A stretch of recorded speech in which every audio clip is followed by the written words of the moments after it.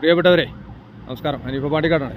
ഈ ഒരു വണ്ടി നഞ്ചങ്കോട് എൻ്റെ തൊട്ട് പിറകിൽ, എൻ്റെ വണ്ടിയുടെ തൊട്ട് പിറകിൽ, ഈ വണ്ടിയുടെ തൊട്ട് പിറകിൽ നിർത്തിയിട്ടായിരുന്നു പാവം സാധു.